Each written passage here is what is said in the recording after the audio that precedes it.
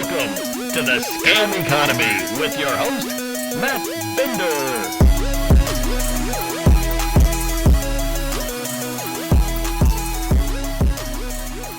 The verdict is in. Sam Bankman-Fried is guilty. Folks, welcome to Scam Economy. I am your host, Matt Binder, and on this episode of the show, we are going to talk all about the trial of Sam Bankman-Fried, better known as SBF, the founder of FTX, and how he has just been found guilty of financial fraud and faces potentially more than 100 years in prison. This was a huge trial for the cryptocurrency industry because FTX was one of the biggest crypto exchanges until they collapsed roughly 1 year ago. Now, on this episode, we do go a little bit into the background of FTX and what SBF was doing, but this show has also had a number of episodes on FTX and Sam Bankman-Fried, so if you want a little bit more details to everything prior to the trial, you could check those episodes out at scameconomy.com or youtube.com/mattbinder. But now, let's get into this very special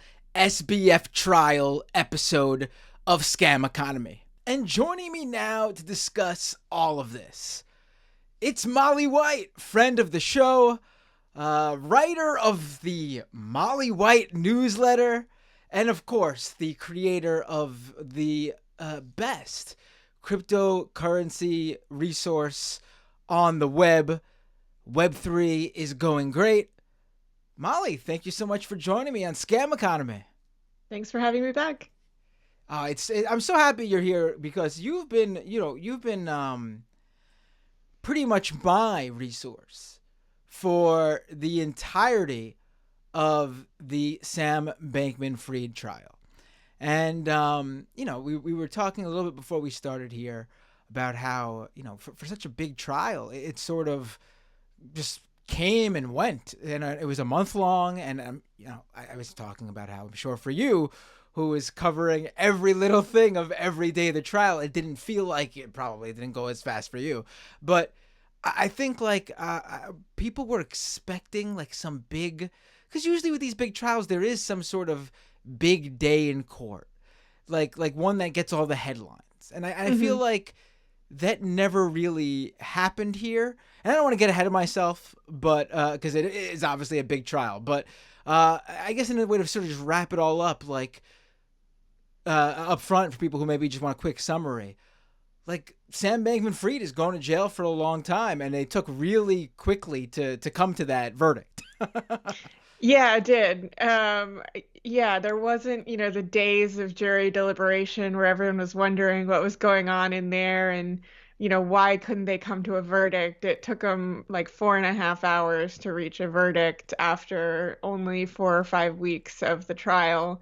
And the trial itself came within a year of the collapse of the FTX cryptocurrency exchange. And so it feels like everything has just been on fast forward to some extent. I think it was a little anticlimactic for some people to see, there were these really big moments that I think people expected, some of his co-conspirators taking the stand and then him ultimately taking the stand himself and, of course, the verdict. But I think, it also just went so quickly that people were almost blindsided by it. They were expecting to have to wait longer to understand what would happen. Right. And what's sort of even more stunning about this, too, was all the voices just a year ago who were out there saying SBF's going to get away with it. Nothing's happening because, FTX collapsed pretty much a year ago, almost to the date. And there were weeks where SBF was sort of just parading around, sort of just flaunting his failure. It was very weird behavior. It was almost like he was patting himself on the back for handling the collapse of FTX the way he was handling it. Like he was doing panels and Zooming and Skyping or doing video calls to whatever podcast or live stream would sit down with him. And people who I guess weren't as plugged into the crypto world thought he was gonna get around it, and there were conspiracy theories about how there was like, oh, he paid off all the right politicians, and Right. Elon Musk was out there tweeting how, oh, there's not even gonna be an investigation because he's bought his way out of it. And you know, and then on the flip side, you had like the VCs and crypto investors, some of which were like, you know, I'm not so sure SBF is guilty. I think he's telling the Yeah. truth when he's saying it just collapsed naturally and he wasn't doing anything fraudulent. It is amazing how fast tracked it was to just a year ago. People were saying nothing's gonna happen to him, and now, and people should be clear, he was facing 7 charges, right? In this trial, he And actually has another 5 charges still coming down the pipe. But yes, uh, it was 7 charges in this trial. so I'm sorry, misinformation. Everyone here that I've been saying SBF is guilty on all charges. Clearly, SBF is gonna get away with it in the next trial. He's gonna. Well, it's been fun to watch the goalposts move because those conspiracy theories are still alive and well. And it has been, it went from there's not going to be an investigation to he's not going to be found guilty. Now they're saying, oh, he's not going to be sentenced to anything significant. And then there are also now conspiracy theories that he will be pardoned by Joe Biden. So we're really getting the whole range of possible outcomes here as far as how the justice system is corrupt and Sam Bankman-Fried has bought his way to freedom. Listen, SBF can't go to prison, Jack. That's Joe Biden. Yep. Yeah, I don't know. It'll make your brain hurt a little bit to try to go down that rabbit hole, but it is a little bit fascinating to watch. Yeah, I mean, he's going away for what is likely the rest of his life. Like it seems like, what's like the minimum he could get here, like 30 years or something, right? I saw like he's facing a potential 100+ years in prison. Yeah, so there's no mandatory minimum. The headlines about 115 years in prison or whatever are just like adding together all of the possible maximum sentences, and that's not really likely to be what happens either, just because, some of them might run consecutively and things like that. But I think 5 of the 7 charges have a 20-year maximum sentence on them. And with wire fraud, there are all of these sort of enhancements that you can get to the sentencing based on things like the amount of money that was stolen and the number of victims that were involved. And so Sam Bankman-Fried kind of like maxes out the sentencing chart to some extent. Like he gets all the way up to the most points that you can possibly have on this sentencing chart that's used by the judge to try to establish his sentence. And so it's really kind of anyone's guess how many years he might get. I've been wildly guessing with absolutely no legal experience to back this up that 10 years is likely the minimum he would see, and it's much more likely, I think, that he would be facing 20, 30, something like that, which, he's 30, so that could be a substantial amount of the rest of his life in federal prison. Right. I saw people sort of compare it maybe even to like a Bernie Madoff type Yeah, situation. I mean, obviously Bernie Madoff a lot older when he went to right. prison, but it makes it probably worse for SBF in that regard. How long he'll be, yeah. Right, exactly. So, yeah, it's hard to say, honestly. I think we'll all probably just be surprised no matter what when the sentence comes out, but Right. So let's let's rewind, I guess, a little bit. I guess I got ahead of myself because I wanted to just talk about what I really wanted to do is talk about all of those idiots who thought he was going to get away with it. That was my goal for jumping into this. But I guess let's rewind a little bit. And so for someone who's tuning in and they've missed, probably the at least half a dozen episodes I've done on FTX, can you just sort of break down what landed Sam Bankman-Fried in trouble? What was he doing that has him going away to prison for what is likely decades? So there was a lot going on, but I think sort of the core issue was that Sam Bankman-Fried had two cryptocurrency firms that he was running.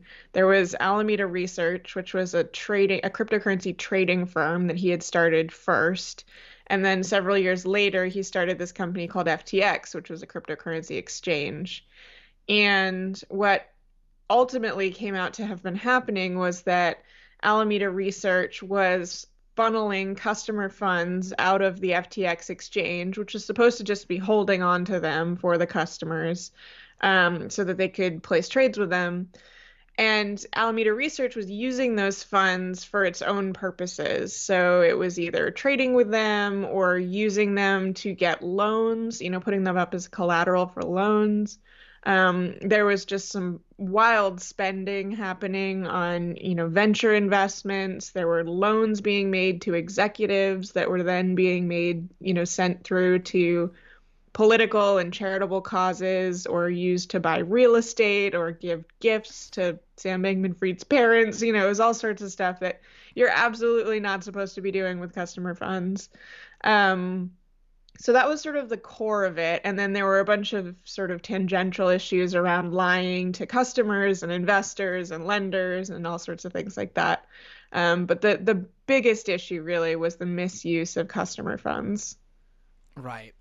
And so when things so how did things collapse for Sam Bankman-Fried? He just got ahead of himself in terms of how much he was spending with customer funds, and it just wasn't coming in. I guess it's also hit by the various different failures of various other companies, from lending companies to stable coins, that had happened in the preceding months with Terra and lending firms like Celsius. Yep.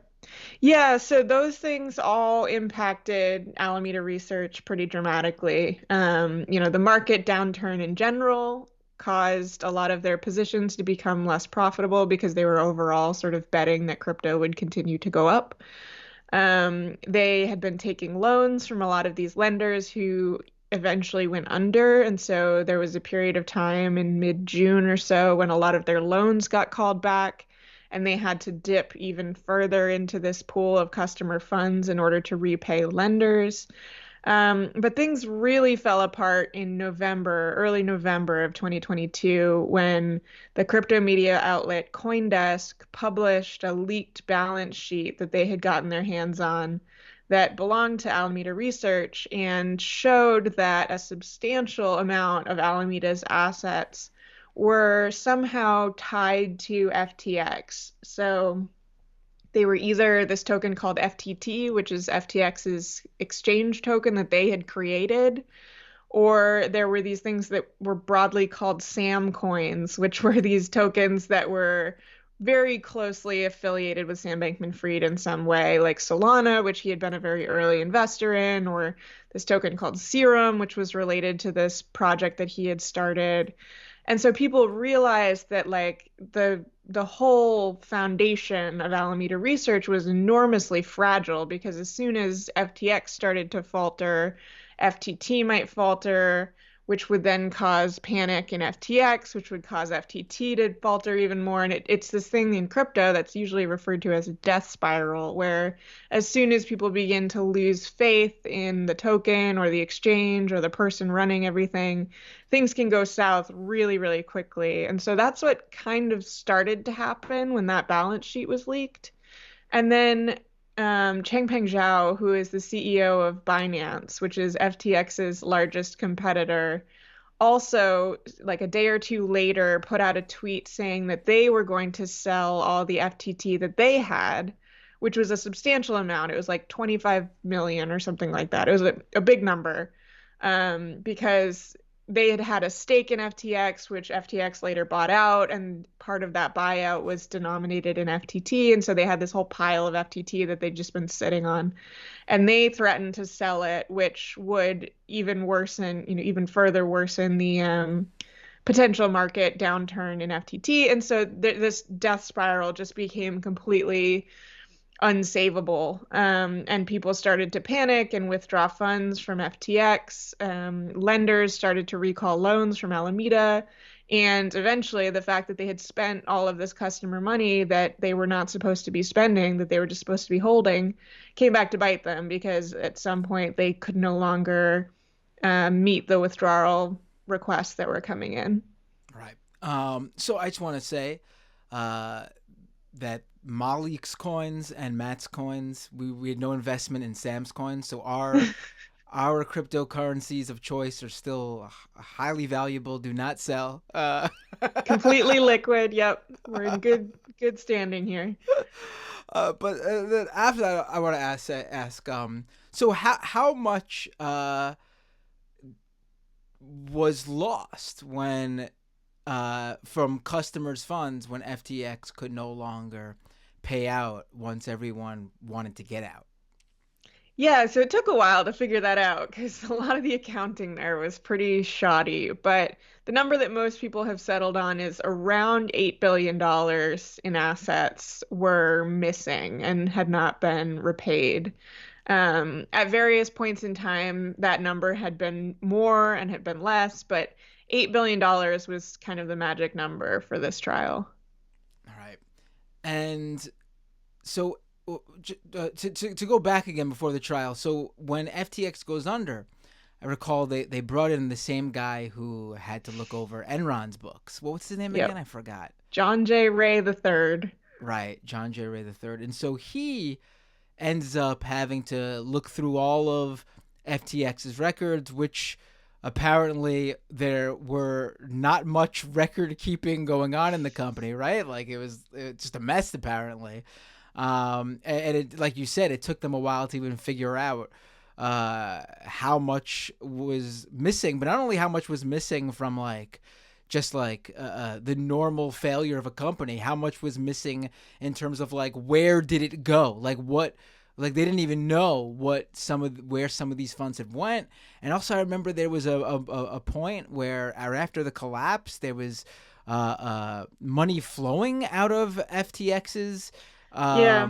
like crypto wallets. Did they ever? What was that all about?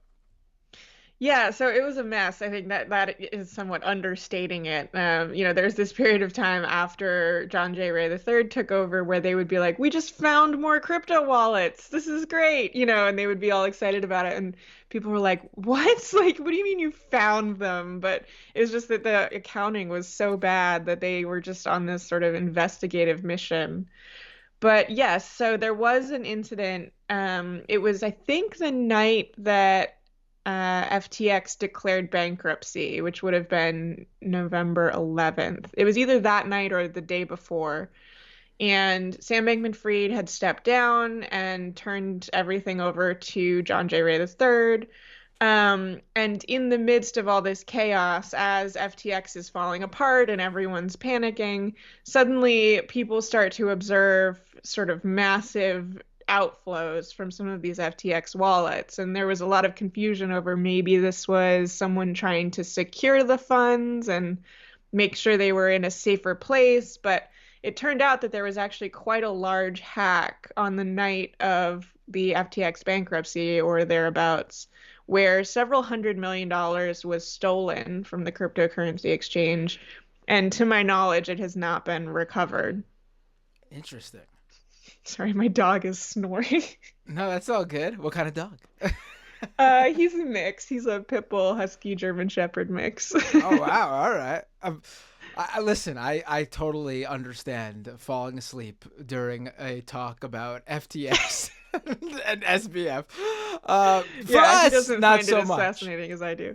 Yeah. For us, not so much. We're losers who find this interesting and fascinating. But for Yes. normies like your dog, I get it. So when this is all going, first of all, I don't know why I thought maybe something had come out of that. Because I had not been following what happened to that missing fund since like it happened. Now we're talking.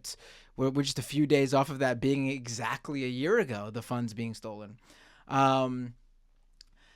I guess one day we'll see that money move around, and some whale tracker will. Well, it had been pretty dormant ever since it was stolen, and then just as the trial was beginning, it started to move around. So it's kind of Ah, interesting, but nothing, as far as I know, came of that. But who knows? I'm sure there's someone at the FBI watching it very closely or something like that. right, right. Have to do another episode when they crack that case. Right. So all right, so now I guess we could fast forward to the trial because SBF does get arrested. They extradite him from where was he staying? He was in Bermuda, right? Bahamas. Bahamas, right? That's what I meant. Easy mistake to make. We're both My beginning mind people. is just yeah. It's in the Bahamas, right? There's a lot of crypto stuff going on with SBF in the Bahamas, right? They had their whole um, huge compound, right? Didn't they have this Yep. giant, and everyone basically lived there, right? Yeah, so the FTX was headquartered in the Bahamas, but then they had this sort of group housing situation as well, where, Sam Bankman-Fried lived with like 10 other people in this luxury penthouse in the Bahamas that cost like $30 million. And basically, from what he said at the trial, he was like, he liked his dorm living so much that he wanted to keep doing that forever, I guess. And so they all just lived together in this big luxury complex.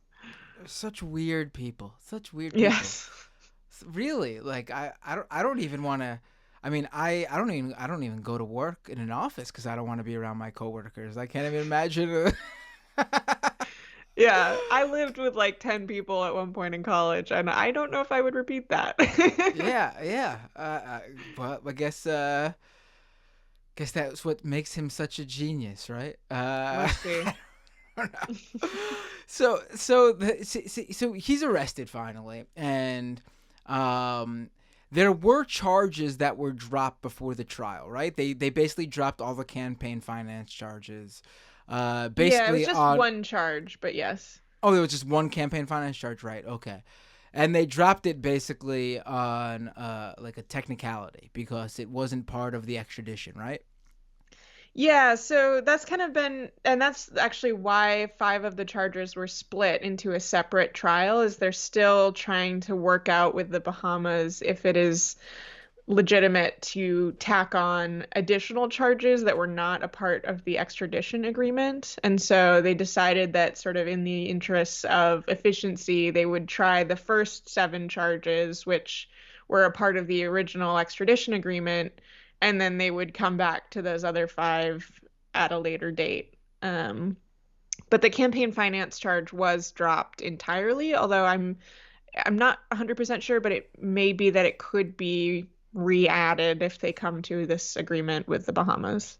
Right, right. So the trial begins earlier in October, and um, what happened? Give me the rundown. But like, who did they have on the stand basically to testify? Because I recall seeing a number of former FTX employees, including SBF's ex-girlfriend, who is also basically I don't know if she was, I guess, on paper the head of Alameda Research, but it seems like, she was still, reporting to SBF, who was really in charge, obviously. Yeah, that was sort of Yeah. a bone of contention during the trial because he was trying to sort of pin things on his ex-girlfriend, who was, at least on paper, the CEO of Alameda Research. Drama. I know there was all this like interpersonal drama in this trial. Like on its face, it was a financial fraud trial, but just under the surface, there was all this sort of like juicy interpersonal detail. Yeah, so there were a bunch of witnesses who were called from the prosecution side of things. Three of them were former FTX executives who had pleaded guilty to charges that were brought against them. So, in addition to bringing charges against Sam Bankman-Fried, the government also had brought charges against actually four executives at FTX and Alameda Research. All four of them pleaded guilty, and three of them agreed to cooperate with the prosecution. And so those three turned up and testified against him. And those were sort of the most, those were the star witnesses, basically. Caroline Ellison was the CEO of Alameda Research. There was Nishad Singh, who was the FTX head of engineering. And then there was Gary Wang, who was the CTO of FTX, the chief technical officer. And he was sort of the coding mastermind behind a lot of this. He was a very skilled programmer from all accounts and had written a lot of the code that powered both FTX and Alameda Research. And so those three all pleaded guilty and then testified against Sam. There was also a fourth executive named Ryan Salem, that is, that sounded like Brian when I said it, who pleaded guilty to, I believe, 2 charges. And those were actually related, I think, to the campaign finance charge because he was very involved in the political donations and was sort of a straw donor himself. He pleaded guilty but did not agree to cooperate. And so he did not testify. Interesting. And also interesting that's how you pronounce his name, because for the past year I've been I think you might have been on one of the episodes where we were calling him Ryan Salome or something like that. Or Salami, yeah. It's spelled Salame, but it is pronounced Salem, which I learned. Interesting. Yeah. Yeah, he like you said, he was, but also to be even more precise, a lot of the reporting that came out about who they donated to was focused around SBF donating to a lot of Democrats, and he certainly did donate to a lot of Democrats, but things that aren't usually mentioned, especially by people who have an ideological win to try to get over here, is that they leave out the fact that most of his donations were actually during the Democratic primaries, trying to get his choice of Democrat in. But then also they leave out that Ryan Salem was also, like you said, a huge political donor within FTX, and he mostly donated to Republicans. Yeah, so Sam Bankman-Fried had said at some points that he actually had wanted to donate roughly equally to Democrats and Republicans, but he felt that the optics of donating to Republicans was more challenging. And so he decided at some point that he was going to make all of his Democratic donations publicly, and then he was going to do dark donations for all the Republicans. But this picture that has been painted of him as this massive Democratic donor is not entirely true, because he did donate an enormous amount of money to the Democrats, but he was also donating enormous amounts to Republicans. And it seems that the real goal was not to support one party or the other, but actually to support pro-crypto candidates on both sides of the aisle. And so they would find, a pro-crypto Democrat and support them, or a pro-crypto Republican and support them. And it had less to do with the overall, party that they were affiliated with, and more to do with the specific cause that FTX wanted to support. Whoa, Molly, are you telling me that business people donate to politicians to personally enrich themselves, and not because they're bringing up possible. and not because they feel strongly about some sort of cause? I'm shocked. Unbelievable. Yeah. Yeah, well, FTX and Sam Bankman-Fried were involved in this huge, political influence operation where they were trying to get friendly crypto regulation. And so I think a part of that was this massive amount of spending on political candidates, which now we know was funded by customer funds from FTX. So, right. Right. And we should also, because I'm trying to balance doing this episode with some of this stuff I already covered, but at the same time, it's been long enough where there's probably people tuning in for the first time and hearing this stuff. SBF not only tried to put himself in various political circles to sort of move forward crypto-friendly legislation, but he also tried to position himself as this sort of crypto angel who would swoop in and save any company that was failing or failed or on the brink of failure, as if listen, that's just an anomaly in the crypto industry. We're doing so good that we could come in and save them, and then all those customers will be whole, and you can see they that specific company or who was running that specific company dropped the ball, and this is not something that should be looked at as a problem with crypto as a whole. Right. Yeah, especially during the summer of 2022 when there were all of these firms that were floundering, basically. A bunch of crypto lenders went bankrupt and a bunch of other companies were really on the brink of going bankrupt. And so FTX was just throwing money around at that point, and Sam Bankman-Fried was being called the JP Morgan of crypto because he was bailing out crypto firms.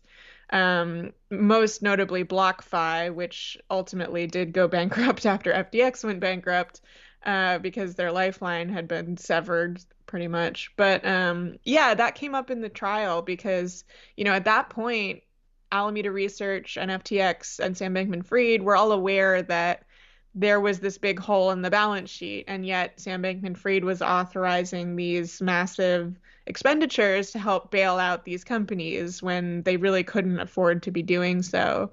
But it seems like the motivation there was both to try to steady crypto as an industry, and so that, try to stem some of the panic that people were feeling, but also to open up sort of new lines of funds that Alameda Research could dip into because, when they got access to a group like BlockFi, for example, there was a whole new, source of capital there that they could tap into. And so at the time, I remember people speculating around, why is he doing this? What's in it for him? And that later became much more clear once it was revealed what was happening under the hood at FTX.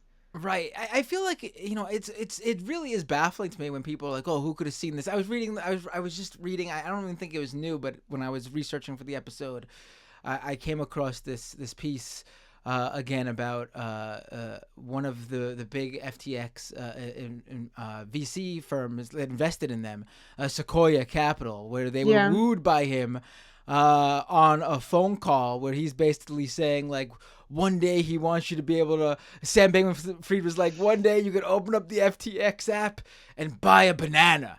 And they were like, whoa, no way, man, take our money. And then it came out later that apparently he was just like winging it on the phone on the fly while he was playing League of Legends. Like he wasn't even, he was like paying half attention to this fun. Like that's how little he thought of it. And these idiots on the other line were frothing at the mouth over an FTX app where you could buy a banana with crypto. And they later wrote this big puff piece about Sam Bankman-Fried where they were excited that he had been playing League of Legends. Like, they didn't think that was a bad thing. They were like, he's so smart that he was playing League of Legends when he was talking to us. Did not age well. Yeah, I mean, it just like, it doesn't make any sense because, like, listen, you just like put, to me, you just put like two and two together. Like, how would FTX been able to do these things if even like the bigger players like Binance or Coinbase wasn't even like and I'm not even saying those are two companies doing it on the up and up, and we're gonna see for sure some legal. I won't be surprised when they're sitting in front of a judge or whatever. But like, they have a bigger market share than FTX. At the time, and Binance does, at least, yeah. Binance, right, and you never saw like the same flaunting it like SBF was doing. Like, it never made sense to me where FTX. Like, I never really came across many people who were like, I'm an FTX customer, in the same way people say like, yeah, my funds are with Binance or Coinbase or whatever. Yeah, the spending definitely seemed pretty outsized compared to the supposed revenue that FTX was bringing in. It was a large exchange. At the time of the collapse, it was the second largest globally.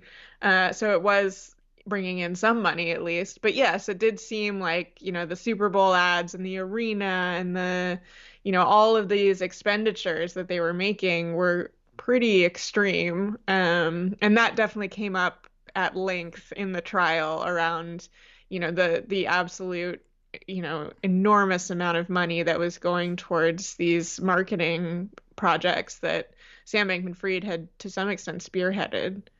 Missed opportunity for them to not call Larry David as a witness. I mean, I would have loved to have. Or Tom Brady. Yeah. Right, right. Oh, they could have called so many people. Yeah. Oh A man. long list. I mean, some of these people. I guess Larry David, you could say he was literally warning people to not invest in FTX. Right. I feel like Larry David actually is like, even though he is one of the people who is most strongly associated with FTX as far as endorsements, I feel like if you look at the actual advertisement, he's the only one who's like, I don't know about this. Right, right. Tom Brady and Yep. his wife Giselle, they were like so tied to like constantly promoting it. Yeah. It's ridiculous how how it all But went then you down. look at some of the documents that have come out, and it shows, I forget the exact numbers, but it was like Tom Brady was being paid $50 million for like a couple hours of his time or something like that. It was just completely absurd. And so it's like, well, for $50 million, that wasn't a bad That's deal. that's crazy. I mean, that probably was the most money he's ever made from an endorsement deal for such little work. I mean, 50 Yeah, I million. would think My so. God. But Didn't obviously did the reputational damage is a whole different thing. Oh, I'll take the reputational damage for $50 million. Right. Yeah. There's a point where you get to the FU money number, Right. and it's like, you listen, you can say whatever you want. I got enough money to never. What reputation do I need? Yeah, exactly. I'll be on my island somewhere. Wasn't Kevin O'Leary also paid a ridiculous amount of money? Yes. The Shark Tank guy, for people who don't know, for like a social media post or something. Yeah, and like a virtual lunch or something. It was something really weird that Right. And was on there too. the thing to me that's even worse about the Kevin O'Leary payment, even though it's probably much less than what Tom Brady made, although I'm sure it's still in the millions, is that like Kevin O'Leary, like Tom Brady at least took his money, promoted FTX, and when shit went down, he just sort of shut his mouth and disappeared. But Kevin Yes. O'Leary was out there defending SBF over and over while this was all going down, without disclosing that like he had some sort of ulterior motive here in the form of him being paid to have promoted FTX. I mean, I think it was known that he had been paid to endorse FTX at that point, but yeah, he was really gonna go down with the ship. Like he was saying even after the collapse that he would invest in Sam and all this stuff, which Right. again did not age well. Right. So of the because to me I think one of the reasons maybe people thought it went by so fast, and also why people were maybe baffled that he, because if you were paying attention to this to what happened, I feel like you knew Sam Bankman-Fried was screwed. The question was just how screwed was he, and now we know he's very screwed. But I mean, Extremely. yeah, I think that's actually better. We knew he was very screwed. We just didn't know how extremely screwed he was. Yeah. But like, to me, like, I think what people are missing is like he's sort of like maybe why people were shocked the trial went by so fast is like he sort of laid it all out last year. Like Right. like there was no really, like, I'm sure you could tell me, and I would like you to, that there were some revealing moments during the trial that we might have not known specific details of, but the overarching sort of story, like the exactly what SBF did illegally, we all knew. Like it Yeah. wasn't like something shocking came out. Like, oh, I didn't know he did that. He's screwed now. Like He's that definitely happened. guilty. Yeah. Yeah, that all happened a year ago when he was out there writing Substack newsletters and tweeting up a storm and going on various different shows and apologizing, and even saying like, "Oh, if only I didn't file for bankruptcy and didn't Yeah. try to, I definitely could have convinced more people to give me money, so I could have kept the scheme going." He obviously didn't use those exact words, but that's basically what he was saying. That was the effect, yeah. Yeah. Yeah, so that was definitely a weird part of this trial because, a lot of people, a lot of probably more reasonable people, if their company had collapsed and there was,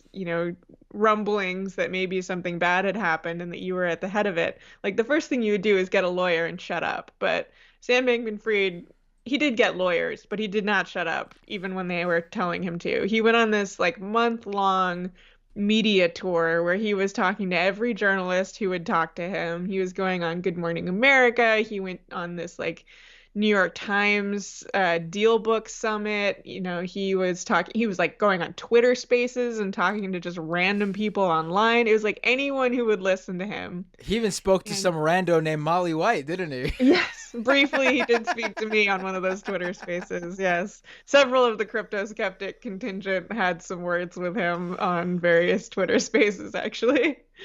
But yeah, so he was, for some reason that baffled pretty much every onlooker, was absolutely compelled to just talk at great length about all his mistakes and everything that had gone wrong. And he was trying to be careful to not implicate himself in crimes, but I think there's only so much you can really do there, especially when you are not a legal expert and you have what seems to be a sort of fuzzy understanding of what specifically is and is not a crime. Right. And Especially being that, that like there was reporting constantly coming out while he was talking where you could sort of like match up the plain worded reporting of what he did with like his like finagling of the wording to try to yeah, explain what he did. right. Yeah, and so that was a really weird moment in time. And he ultimately, that came back to bite him in court because a lot of what was coming up during the trial were these interviews or recordings from his Twitter spaces, even where, a recording was played at one point from one of these Twitter spaces. And, I was commenting to someone else that, like, most people, especially in, these days with email and social media, there's some amount of past statements that a prosecutor could draw upon to potentially use against you. Like most people have some amount of that. But I don't know if anyone has the amount that Sam Bankman-Fried so kindly delivered to these prosecutors because I mean it was extremely extensive and all of this stuff could be used in his eventual trial to, cross-examine him, try to get him to answer, okay, so when you made this statement and you knew that Alameda Research had this huge, deficit of customer funds that they had taken, were you lying? What was, how were you thinking about things? And it was really challenging, I think, for Sam Bankman-Fried to answer those questions because he couldn't just unsay all the things that he had said a year ago. Right. So you were in the courtroom for some of the trial. I believe you were there for Sam Bankman-Fried's time providing his own testimony and cross-examination too, right?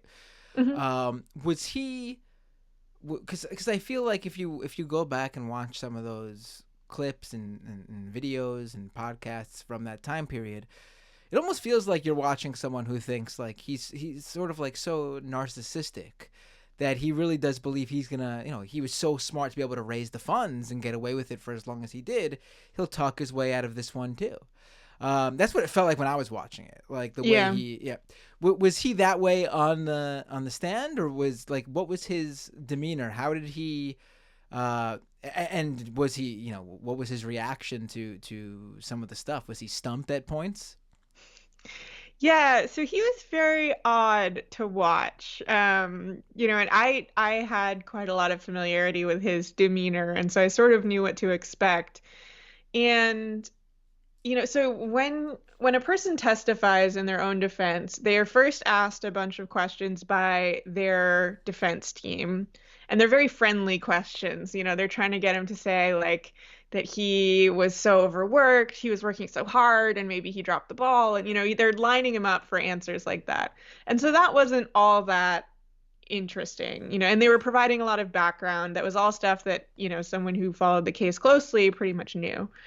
The cross-examination was really the interesting part, and that went a couple of ways. There was this weird thing about this trial that is very unusual in trials, where they actually had to do a hearing in advance of his testimony in front of the jury, where he was asked to testify on a small set of topics that they were trying to determine whether or not it was admissible. And so before he ever was cross-examined in front of the jury, he did this sort of test run where the judge was listening to him and everyone else besides the jury could listen. And so we got this sort of sneak peek of his testimony. And during that hearing, I found him to be very similar to how he always had been, where he was trying to talk circles around the cross-examiner. He was, he would give a minute long answer, and then at the end of it, she would re-ask the question and say, you never answered the question. I still need you to answer the question.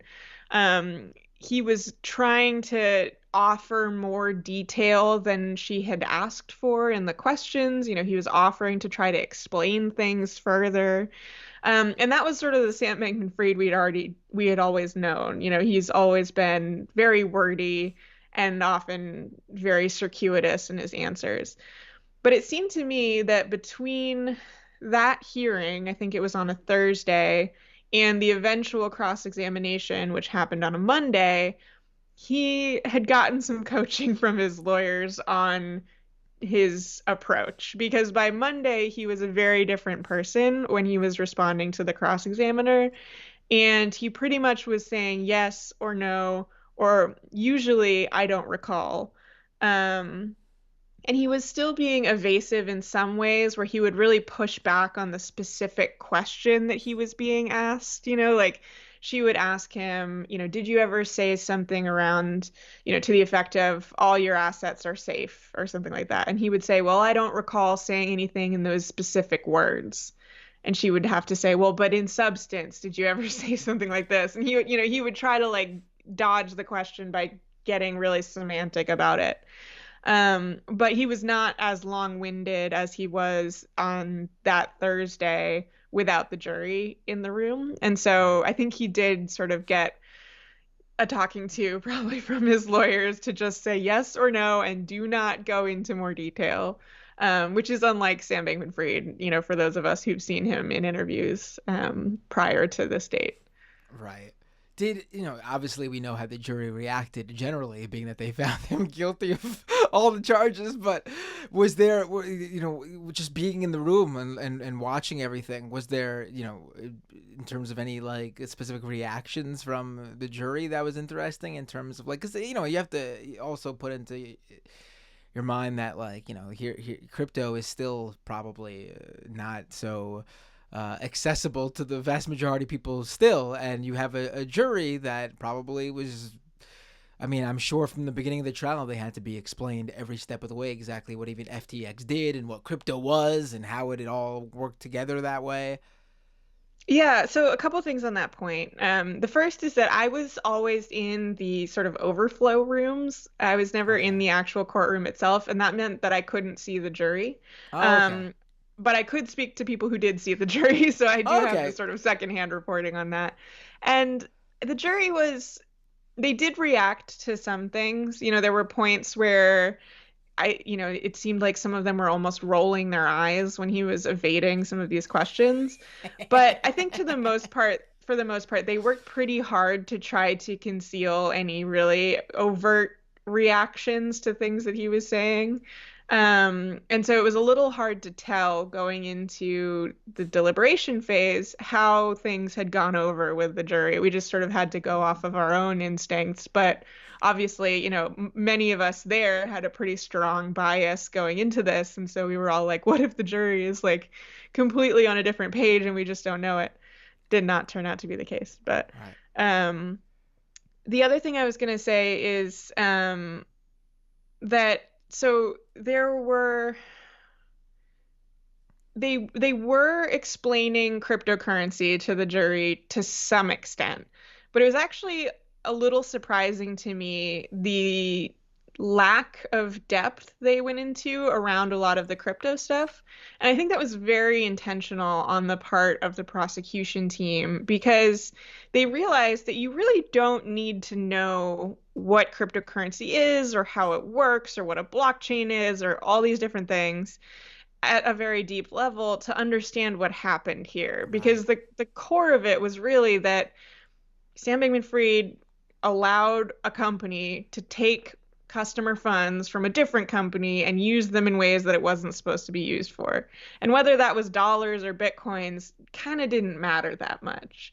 There were certainly portions of it that were enabled by cryptocurrency, and the whole regulatory environment around cryptocurrency certainly enabled all of this. But when it came down to the actual crimes, the details didn't matter that much. And so I think it actually was not a huge deal that the jury was not particularly well versed in cryptocurrency, um, because that was all just sort of details. And I think that at some points, that may have actually hurt Sam Bankman-Fried's defense, because they did try to go into some more technical things around how, well, technically, some of these customers were using spot margin, and they were trading on leverage, or they were trading futures. And so it was okay for us to use the money in the ways that, we said we wouldn't.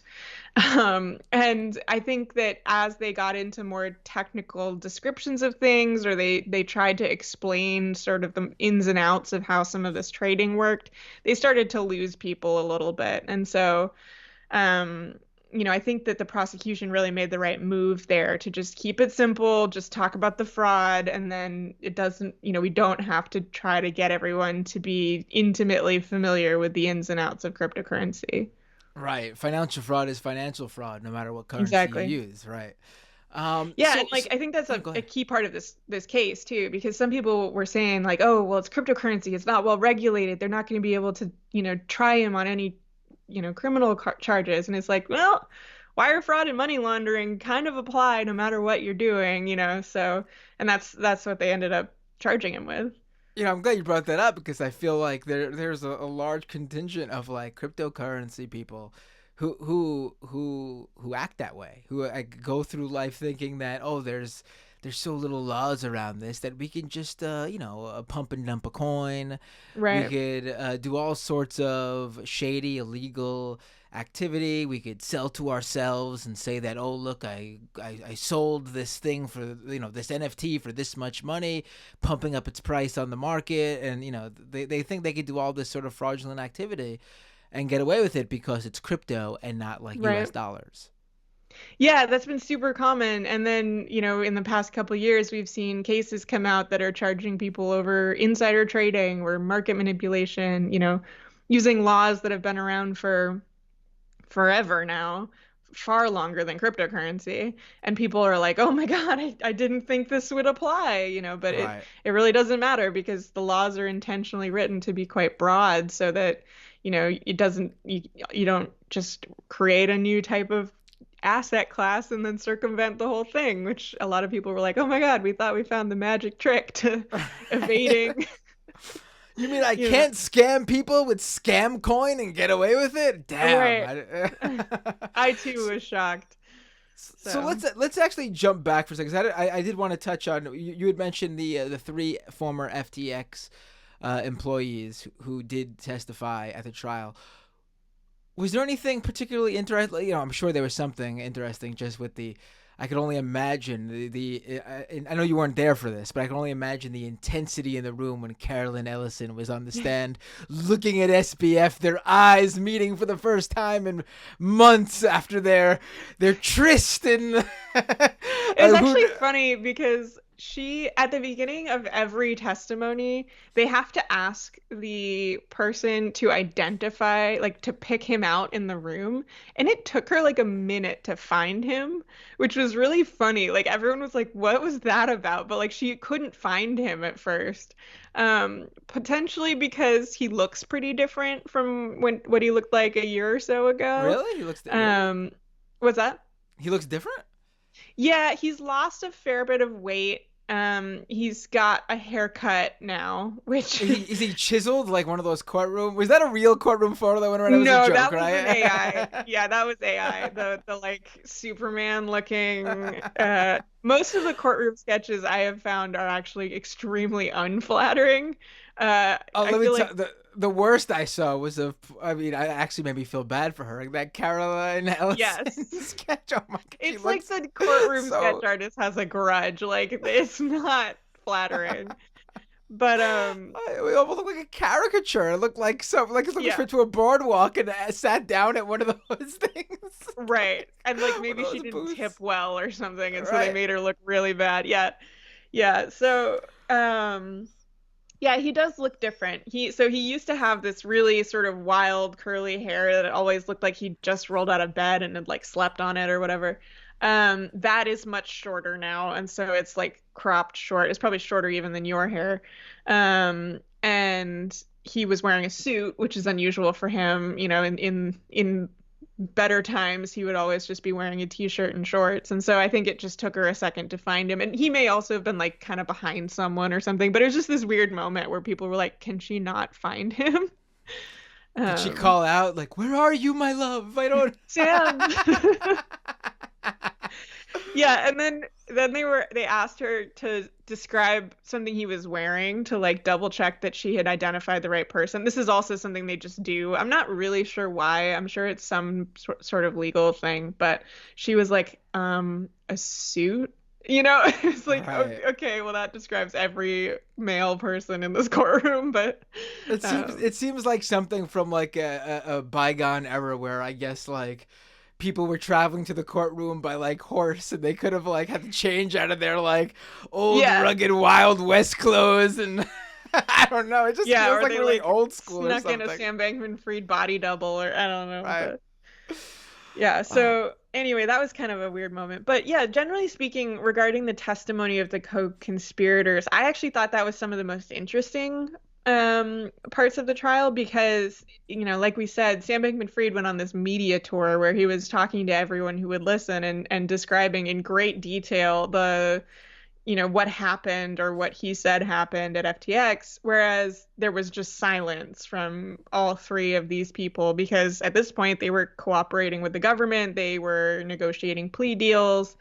They It would have been very unwise for them to be speaking out in the way that Sam Bankman-Fried was. I mean, it was unwise for him to be doing that as well, but and so, we this was the first we had heard from any of them in, the time since the collapse. And so we were able to hear their side of the story to some extent, which was noticeably different at points from Sam Bankman-Fried's side of the story, which was the only side of the story that we had really been hearing, besides, of course, what investigative journalists were finding, and then some of the details that were coming out in bankruptcy court, and then, of course, the allegations in the indictment. And so that was really interesting just to sort of understand how things kind of worked at the company, right. how the fraud was being perpetrated, the extent to which Sam Bankman-Fried was leading it versus just sort of a side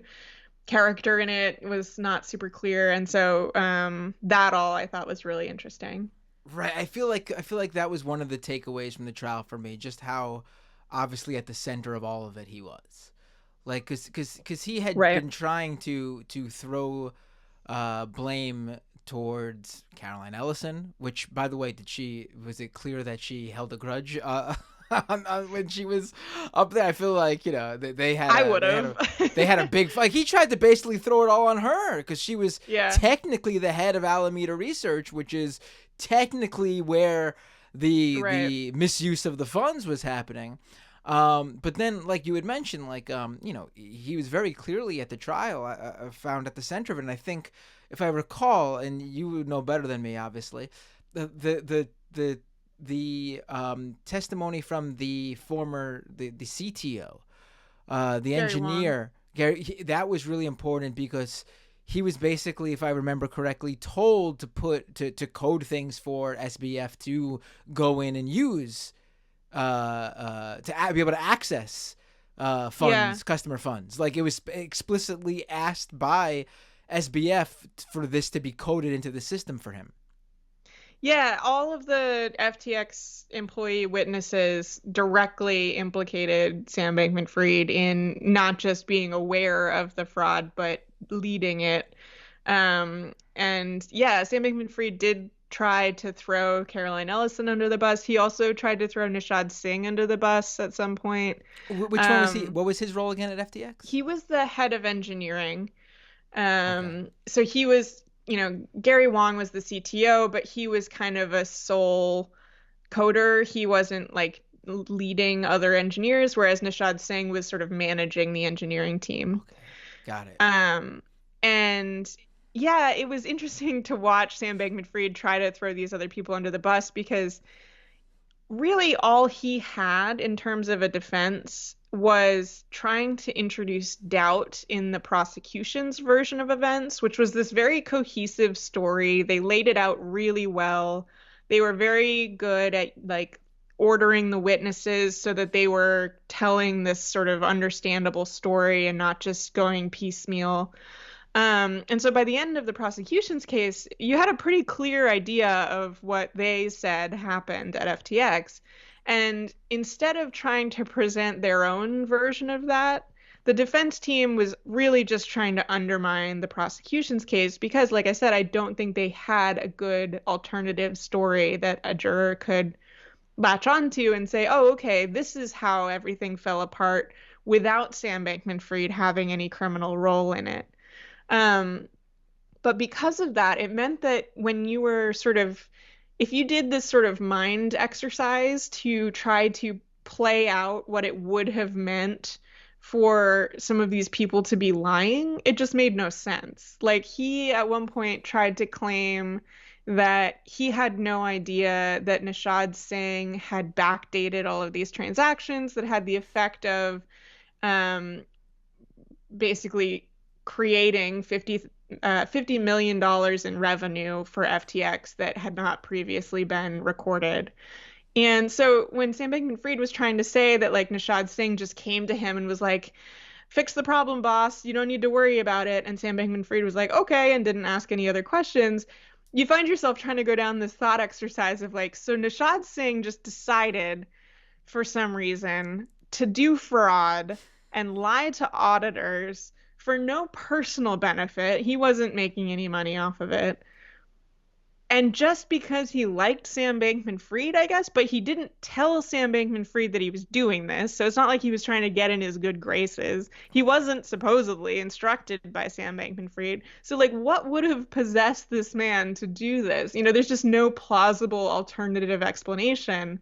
Which I assume is why the jury ended up believing the other people in this case, because theirs actually made sense. It's like, oh, I can see why someone who is willing to do illegal things would do that because it would be very profitable for them or, for some other reason. And so that was a really interesting part of the case as well. Right. Yeah.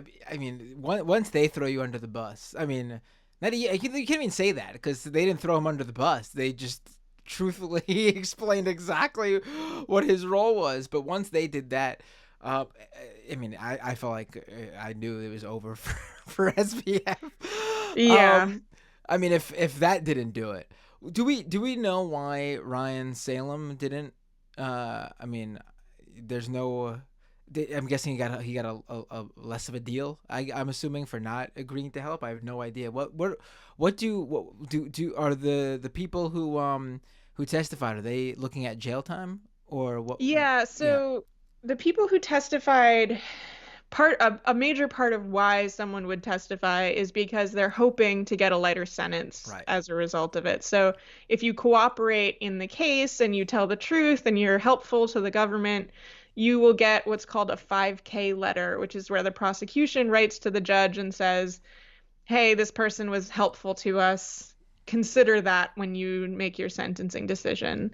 And so both, I think, Caroline and Nishad said on the stand that they were hoping to get no jail time. I don't know if that's realistic, especially for Caroline. Well, both of them actually have, I think, 6 and 7 charges apiece or something like that. So I don't know if cooperation can buy them no jail time, but it can probably buy them a substantially lighter sentence.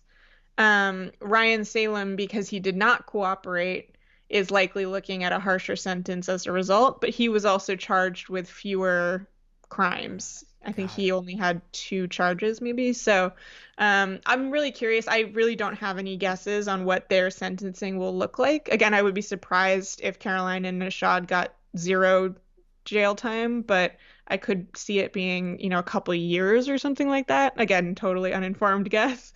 But for Ryan Salem, I really don't know because I really just don't know, to what extent not cooperating can, you know, screw you Right. over as far as jail time. Did it come up during trial just how many people within FTX knew what was going on? Like clearly those three knew. That's why they were testifying. But how deep was it known throughout the company exactly how It illegal seemed what like they were doing? it seemed like it was pretty contained to some of the upper leadership. They did call some former FTX employees who had not been charged with crimes and who testified to basically only learning about the fraud, as FTX collapsed. So one of them was a software engineer named Adam Yedidia, who he was testifying with a grant of immunity, but it didn't seem like he really needed it. It seemed like maybe he was just being really cautious and wanted to have one. Um, and he basically said that like there was something that happened in like the summertime in June 2022 when he learned that maybe there was a like issue with the liabilities that were more than they should have been, but he didn't think there was anything fraudulent happening. And then he said that later on, when he did learn as FTX was collapsing that all of these customer funds had been misused, he said basically he resigned the next day. And so, he had no idea and he bailed as soon as he found out. And there was another person, a lawyer for FTX named Can Sun, who testified and said pretty much the same thing that, throughout his time there, he was, at least according to him, being lied to extremely flagrantly about all of these different things. And so he was just, working based on what he had been being told, which to him seemed above board. And then again, when everything fell apart and he realized that that was not the case, he immediately quit and I guess went to the government and, started cooperating. Right. Um, so yeah, to my understanding at least, it seemed like it was fairly well kept secret within some of the top folks there, but it also seems like some people at least could have known if they tried to. So it's a little hard to say, but yeah. Is there any guesses? Obviously, we don't know for sure because they're protected. CoinDesk isn't gonna share who their source was if they even know. But do we have any idea, even an inkling of who was the person who basically set the pushed over that first domino and sent the Alameda books to CoinDesk? Yeah, I don't know. And actually the funny thing about that balance sheet is that it was so part of what came out during the trial is that it was this spreadsheet that was entered into evidence that had Alameda's financial statements, and then there were seven other tabs where Caroline Ellison had prepared alternative balance sheets where she had done some sort of creative accounting, you could say, to hide the true crisis in Alameda Research's financials. And so there were these falsified balance sheets. And it actually turns out that the balance sheet that went to CoinDesk was one of these falsified balance sheets that had been created to try to make everything look better at Alameda Research. But even that was enough to spark this panic that, everything was not fine at Alameda Research. And I guess it had not, for some reason, previously raised red flags for lenders who were getting access to these balance sheets, but it probably should have. But yeah, it's not, I would say it's not known at this point who leaked the specific balance sheet to CoinDesk. Um, yeah, I don't think anyone other than I assume some people at CoinDesk really know that at this point. It wouldn't even surprise me if those people didn't even look at those when they were like the lending or investors, whatever. They definitely like, that stuff probably gets uploaded from all these companies, and they never probably do their due diligence and look at this stuff. they totally go off of like, like what we saw with Sequoia, just Yeah. basically vibes, Vibes. Yeah. Yeah. Yeah, I mean, they certainly should have been. But yeah, it just, I mean, apparently it was not raising red flags, even though when the general public saw this balance sheet, it was like, oh my God, what is happening? Right, right. So we got basically SBF looking at, like you said, we don't know exactly how long. The sentencing is going to be in a few months, right? Next year, isn't it? Hard to say. It's been tentatively scheduled for March, but if that second trial happens, it could be pushed back to after the trial. And then Okay. there's also the question of appeals. I'm sure he's going to appeal the verdict and things like that. So it's hard to say exactly when it'll happen, but tentatively March 28 of 2024 is when it is scheduled. Right. I was gonna just next ask you about those appeals. I mean, obviously, that's just something that people do. If anything, to try to just buy time and see if they could just pull away at even like one or some of the charges to get as Right. money. I don't think anyone. No, I shouldn't say that because clearly there are a lot of people who think this. I don't think anyone with any sense thinks he is looking to appeal to get away scot-free. Like there's going to be an appeal to be Right. like, oh no, we were wrong completely. SBF, Yeah. how could we do this to you? But like, do we have any idea of what they're going to argue here? That in terms of what they're going to say in their appeals. Yeah, it's hard to say. There are a couple of things that they've sort of look like they're laying the groundwork for appeals. Throughout the trial, we were seeing legal filings and stuff that made it look like they were sort of getting all their ducks in a row in case they wanted to appeal on a couple of different grounds. One of them was on Sam Bankman-Fried's ability to prepare for the trial. And so there was this flurry of legal filings partway through the trial, um, or partway, sorry, not through the trial, but partway through the period leading up to the trial, where Sam Bankman-Fried had been out on house arrest for several months and then ultimately was screwing around so much and like leaking documents to the New York Times and trying to use a VPN and stuff like this that the judge ultimately remanded him to jail. And so he spent the last couple of months before his trial in jail, which made it substantially more difficult for him to prepare for his trial because he does not have unfettered access to a computer there, especially a computer with internet access. He can't just meet with his legal team anytime he wants. He's very much operating on the jail's schedule. And so they were making all of these complaints to the judge that they weren't getting, enough access to him, that he wasn't getting enough access to an internet connected laptop, that he wasn't getting his required Adderall prescriptions. And so he couldn't focus well enough to prepare his defense, things like that. So that's one possible avenue, although I think that might be unlikely because at one point the judge straight up asked them, like, if you don't feel like you are able to prepare for this trial, do you want to request a delay? Do you want to push it off a little bit so that you have more time to prepare? And they said no. And so, if they try to appeal this, I think the obvious reply will be, well, like you had the opportunity to ask for more time and you didn't. So that seems a little bit dead in the water to me. There's also possible avenues around like the way the prosecution went about their case. There was one point where one of the defense attorneys objected to a line of questioning during this evidentiary hearing that they did outside of the presence of the jury, where he said something like, "This is like a deposition," which I was hearing at least one lawyer say sounded a lot like something you would say if you were preparing to appeal based on, someone that, the prosecution doing the wrong kind of questioning, basically. Um, and then there's been some people who feel like Judge Kaplan expressed bias while he was overseeing this case and that he was too friendly to the prosecution's requests while he was too willing to deny the defense's request. And so maybe there's something there. But from everything I've seen, it doesn't seem like there's a particularly strong avenue to appeal ahead of him.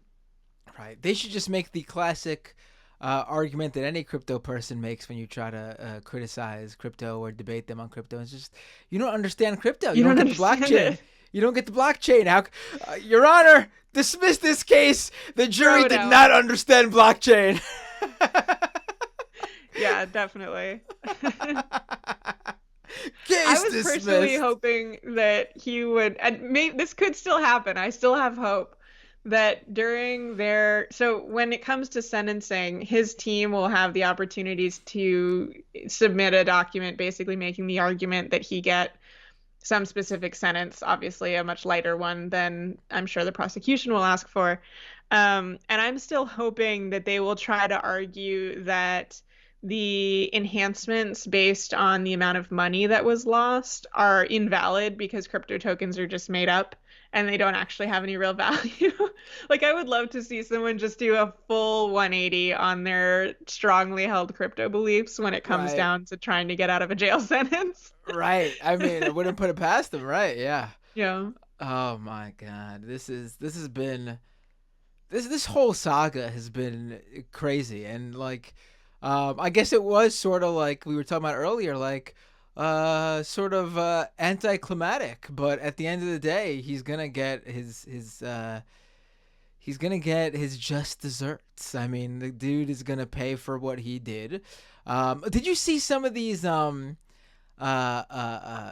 articles, or maybe it wasn't articles, maybe it was just like a few tweets I saw, but from like, I don't remember who it was from. It was maybe it was a VC or something, where it was like, listen, for these sort of white collar crimes, he should be looking at a max like 7 to 8 years. Anything more than that is too much. And listen, I'm all for prison reform, and I think people should go away for as little time as possible, and most people should not even be spending time in jail and prison to begin with. That doesn't usually, for me, translate to white collar crimes. I'm not really worried about white collar criminals having the book thrown at them. I mean, especially being that, from my understanding, the recidivism rates for white collar crime are very high. People who commit these sorts of crimes usually actually just get out and go right back to scamming and scheming. They don't. Yeah, I mean, wouldn't surprise me. One thing that has been really fascinating to me throughout this is that Sam Bankman-Fried, as far as I can tell, still doesn't think he did anything wrong.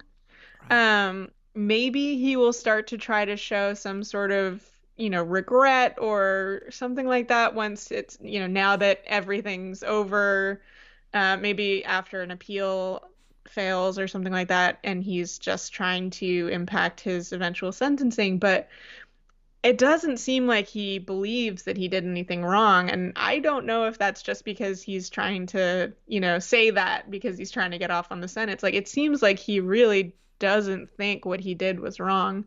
Did they talk which makes me wonder to what extent, he would do this again, maybe. Right. Did they talk to any, I'm sure they did, but I can't recall. Did they talk to any FTX customers who lost money? Yeah, the first witness they brought up was an FTX customer who had lost, I want to say it was around $100,000 on FTX. It was a guy who was trading, it was like cocoa bean futures or something was his like actual job, but he had gotten into crypto trading on FTX and lost a significant amount of money. All right. Not so sure if I feel bad for that guy, but nonetheless. Right. Yeah, it was an interesting choice of customer. I think they were trying to go for the fact that like he was a fairly knowledgeable person in finance because he worked in derivatives trading, and even he couldn't figure out that, things were weird at FTX. But yeah, it wasn't the most like, I don't know, compassionate person. Yeah. They had at one point tried to bring a landlord who evicts families with small children. Well, they wanted to bring a customer who was a Ukrainian who had put his money onto FTX when the Russian invasion began, Okay. and then it all became inaccessible to him. Um, I'm not sure if that they weren't allowed to bring him or if they ultimately just decided not to. There was some back and forth over whether or not they'd be able to, and if he would be allowed to testify over video because it's hard for obvious reasons for him to just fly to New York. All right. But I think that was sort of their thought at bringing someone who would have, pulled at the heartstrings of the jury a little bit more. Right. Maybe someone on the prosecution, when researching having that person on, someone just Googled the words FTX Ukraine and saw the conspiracy theories, and they were like, you know what? Let's just not get into not this. worth inviting it. Yeah. For people who don't know, I've done an episode on this. There are all these crazy. You can go back and listen to it, obviously, but in short, there are all these crazy right-wing conspiracy theories about how Ukraine and the Democrats were working together to funnel money through FTX to get money to Joe Biden and Democrats for the 2020 election. It is so easily, even if it doesn't sound outright ludicrous to you on its face, it's so easily debunked. You can check out the episode or even Google it yourself and find all the debunks if you don't trust me. Yeah, some of the conspiracy theories are pretty out there. I was talking to Cass PNC and Bennett Tomlin about the whole Joe Biden is gonna pardon Sam Bankman-Fried, and it's like this is on the same level as like the Earth is flat. It's so detached from reality at this point that it's like hard to even discuss. Right? Like, what would he have to gain from it? Nothing. Like exactly. Like, even if you think, like, Sam Bankman-Fried was in on it with Joe Biden and the Democrats, and he was funneling them this money, and he was helping elect them while he was getting this big payday, even if you believe that, even if you think that's 100% truth, Sam Bankman-Fried, in that thinking, that conspiratorial thinking, he is no longer of any use to them. He has no access to money. FTX is done. Some people believe that he has, like, crypto squirreled away somewhere. Which I believe is how they generally answer that particular line of questioning. But yeah, I mean, I think just the like reputational damage to Joe Biden, if he were to just up and pardon Sam Bankman-Fried, especially before an election year, is like unfathomable that he would do that. Right. But and also, even if you believe he has this money put away, and I could I'm not a conspiracy theorist, but I could believe that he has some quiet wallet out there with maybe a few mil. It wouldn't be shocking. This is cryptocurrency after all. But why would he use that money then to give it to Joe Biden? It's so little, the amount. Like, he would, if he got pardoned, he would run away with it, obviously. Like, he is of no use to Joe Biden. And he has no political influence. Right. Yeah, it just doesn't make any sense. Right. It doesn't make any sense. I mean, you would have to have no concept of how much money is like money. Like, you would have to not see, like, you'd have to think $1 million is the same as like $1 billion to think this. Like, right. Yeah. Yeah. Oh man. Now I gotta look deeper into some of these conspiracies.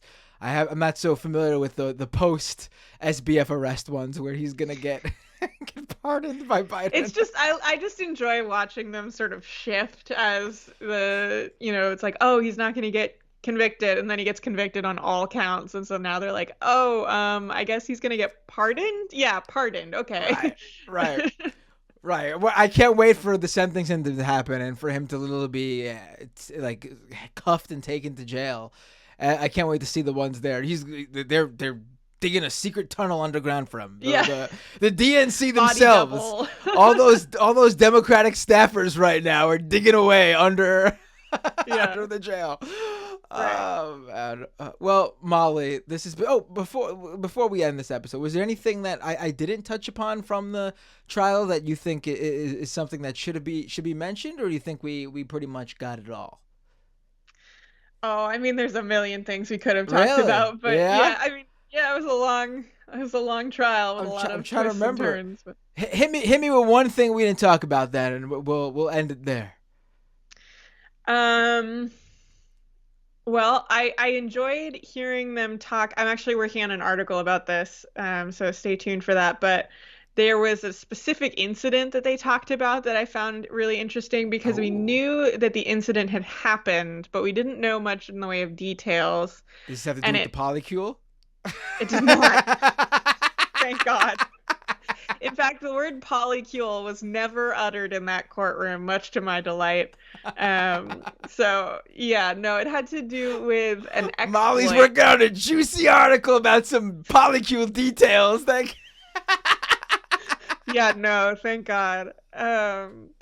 No, it had to do with it was a theft from FTX that happened in 2021 that they did not disclose to anybody, but the Financial Times actually reported it shortly after the FTX collapse in like December of 2022, I think.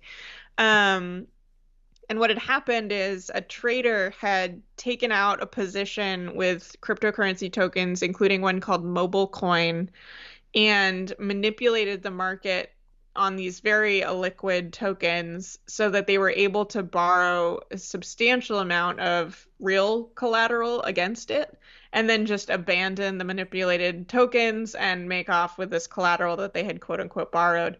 And we learned that it was a theft to the tune of $800 million, which is the top monetary amount on my Web3 is going just great leaderboard now for any hack. There are other numbers that are higher that have to do with like full collapses of exchanges and stuff, but like as far as a hack, this is the highest one I've ever seen. Um, and we learned a little bit more about what happened there, which actually involved Sam Bankman-Fried disabling the exchange's risk management functions to try to manually keep an eye on this account to keep them from exploiting FTX and ultimately screwing it up so bad that his exchange suffered an almost $1 billion loss in 2021, which he then tried to hide by having Alameda Research taken on, with the thought process being that their balance sheet was a little bit less public because they didn't have the type of investors that FTX did. But I thought that was really fascinating to hear described in court because we had sort of known that this had happened, but didn't really know how it happened. And up until he testified about it, I assumed that it had to do with a bug on the exchange. And then for some reason, he like offered the information that, oh, no, no, no, it wasn't a bug. It was me. So that was probably one of the most interesting moments for me during the trial was listening to him explain this hack to the jury. wow. I'm glad I asked you if there's anything we we didn't touch because Yeah, there were I don't sort of recall interesting reading moments that like one. that. Yeah, so that Wow. one the amount of it was sort of not well known. I'd heard numbers ranging from like 100 million to like a billion. It was really just estimates. Hold on a second. Who knew it would be closer to that latter end than than the Yeah, former, right? Yeah. exactly. Yeah, $800 million is a lot of money. And so to hear that just sort of bandied about in court was pretty extreme. Yeah. Wow. We might have to do another episode another day with just all the little tidbits that are maybe not so relevant to like SBF going away, but it came out during the trial. This is, Yeah, jeez. yeah, for sure. Well, Molly, I'll be on the. Everyone should be on the lookout for that piece. It'll be in your newsletter, right? It's actually going to be in a third-party publication, but I will link to Ah. it in my newsletter. Yep. Okay, perfect. And why don't you tell everybody where they could find that newsletter? Because I want to make sure I get it right too. I don't want to say it and say the wrong domain or whatever. Yeah, it is newsletter.mollywhite.net. There we go. And Web3 is going great. Still, uh, the best resource online if you want just a summary every day of the craziest shit that happens in crypto. Like it's you could There's literally just always new stuff. go there any day and just look at the top stuff and like I mean, right now we've got Yuga Labs, the people behind Bored Ape Yacht Club, but with two great stories from them. their social media lead resigning after racist and anti-Semitic tweets resurface. And then also Bored Ape NFT holders going blind after attending one of their Bored Ape events in Hong Kong this year. You really couldn't make this shit up. Like this, like honestly, like there needs to be like a Veep style like show about crypto, like with just like every once in a while I'm like, someone should really do like a crypto version of The Onion, and then I'm like, you know what, absolutely not. There's no way that you could come up with anything more ridiculous than the actual headlines that come out of this industry. Right. Maybe the HBO show Silicon Valley, they should be like a crypto only version of that show, like about crypto founders and oh my God, it would be. I bet there will be in like 5 or 10 years. Right. You don't even need to really explain crypto to people. You just need to like get the basics down, where it's just like complete bullshit artists. That's all you need. Right. You got a bunch of bullshit artists who are tech founders, which don't necessarily need to be crypto founders to be bullshit artists in the tech scene. But there you go. There's a lot of opportunity. Yeah. Right. Oh God. And it's just, I had taken a short hiatus from doing a scam economy for a little bit, just to working on a lot of different things, and before I got burnt out, needed to slow down something before picking it back up. Obviously we're back. But I was like, when this was all going down and crypto was becoming less relevant in the mainstream, I was like, I got to do some episodes on the next thing that obviously people are jumping on, which is like, AI is the big thing right now. And like, obviously I do think that AI has more relevant utility than any crypto project I've seen, but the whole like hype machine behind it is the same scammy bullshit. Like, people trying to present that it's going to change the world, it's going to take over this and that, these people are going to lose their job, there's going to be a new bring in all these new billionaires who control everything now. It's like the same old story from the tech world as usual. Yep, robots are going to replace us, part 1000. Right. Well, robots can't replace us crypto critics and podcasters and newsletter writers, because they just don't have the extreme talent that is necessary to do what we do. If I do say so myself. Right. Well, Molly, thank you so much. Always a pleasure having you on. Where can people, the newsletter, the website, but in terms of like, social media and stuff, where can people find you? I am Molly0xFFF on most social networks, including Twitter, which is probably still my main one, regrettably. And then I also have a website, mollywhite.net, that links to everything else that might be important. So there you go. All right, Molly, thank you so much for joining me on Scam Economy's big comeback / the big SBF trial episode. Really appreciate it. Could not have done this episode without you. Happy to be here. Well, I hope you enjoyed that episode of the show. And for regular listeners, I guess I can say thanks for your patience. Scam Economy is back. Took a little bit of a hiatus with the show. I have another show called Doomed, which you can check out at doomedcast.com. And I also have regular weekly appearances on other shows, like the weekly leftist political talk show, Leftist Mafia, and The Majority Report. And the crypto industry, while definitely not dead and still bubbling at the surface, ready to jump back into the mainstream, it has been on sort of a lull over the past few months. But there's still plenty to talk about in the crypto world, as well as the tech industry as a whole, like AI, metaverse, that all fits well within the scam economy. To support this show, go to patreon.com/MattBinder. Subscribe to the YouTube channel at youtube.com/MattBinder. Follow the Twitch channel at twitch.tv/MattBinder. And of course, go to scameconomy.com for all the links to the audio version of this show. And while you're at your favorite podcast platform, like Apple Podcasts or Spotify, leave a review if you can. With all that said, I'll see you all next time on the Scam Economy.